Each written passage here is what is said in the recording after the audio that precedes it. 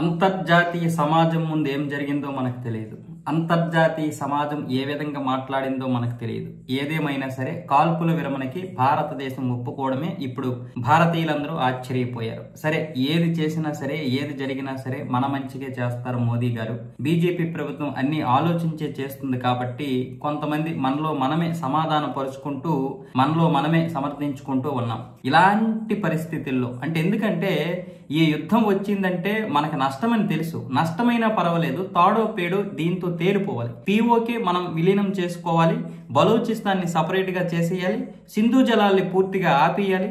ఇలా ఎక్కడికక్కడ పాకిస్తాన్ కోరలు పీకేస్తే రేపు ఉగ్రవాదం చేస్తేనే భయపడాలి. ఎవడైనా సరే పాకిస్తాన్కి తెలియకుండా భారత్లో బాంబు పేలితే పాకిస్తాన్ వచ్చపోసుకోవాలి. ఎందుకంటే ఇక్కడ బాంబు పేలితే ఏ ప్రాంతం ముక్కలైపోతుందో తెలియదు, ఏ ప్రాంతం విలీనం చేసుకుంటుందో తెలియదు. కాబట్టి అంత భయపడాలంటే ఇప్పుడు ఈ పీఓకే విలీనం చేసుకుని మనం బలూచిస్తాన్ని సపరేట్ గా విడదీసి దానికి కొంచెం సపోర్ట్ చేస్తే స్వాతంత్రం అదే తెచ్చుకుంటది. కాబట్టి ఇలాంటి సమయంలో ఎందుకు ఈ మోడీ గారు లేకపోతే బీజేపీ ప్రభుత్వం డిఫెన్స్ ఇవన్నీ కూడా ఇలా రాజీ పడ్డాయని బాధలో ఉంటే, ఇప్పుడేమో పాకిస్తాన్ మళ్ళీ కశ్మీర్ లో కాల్పులు జరుపుతోందని స్వయంగా కశ్మీర్ ముఖ్యమంత్రి ఒమర్ అబ్దుల్లా చెప్పడం జరిగింది. శ్రీనగర్ లో భారీ శబ్దాలు వినిపిస్తున్నాయని జమ్మూ కాశ్మీర్ ముఖ్యమంత్రి ఒమర్ అబ్దుల్లా పేర్కొన్నారు. ఈ సందర్భంగా కాల్పుల విరమణ సంగతి ఏంటని ఆయన ఎక్స్ వేదికగా ప్రశ్నించారు.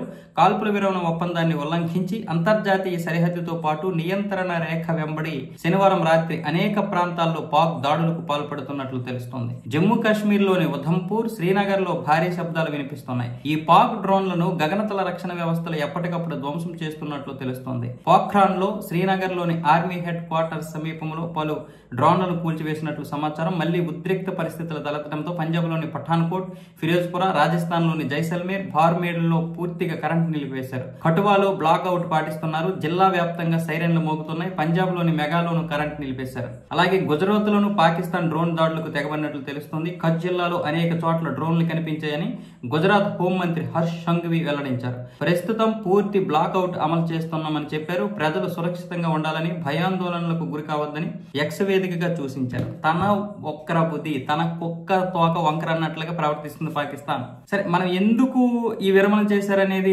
కొందరు రకరకాలుగా కారణాలు చెప్తున్నారు. నిజానికి చాలా న్యూస్ ఛానల్ కూడా వాళ్ళు అనాలిసిస్ చేసినటువంటి కారణాలే తప్ప నిజానికి అంతర్జాతీయ సమాజంలో ఏం మాట్లాడుకొని ఈ కాల్పుల విరమణ జరిగింది అన్నది మాత్రం బయటికి తెలియలేదు.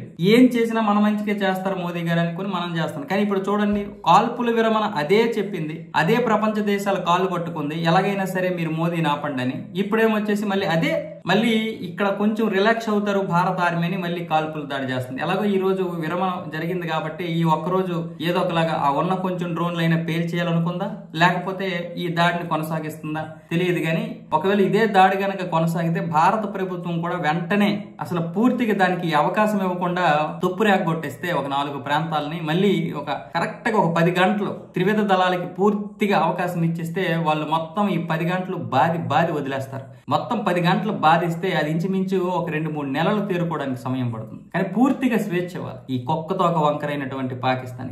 పాకిస్తాన్ మారదని మనకు తెలిసినప్పుడు మనమే మారాలి కదా. అది మారదు, మనము మారకపోతే ఎట్లా?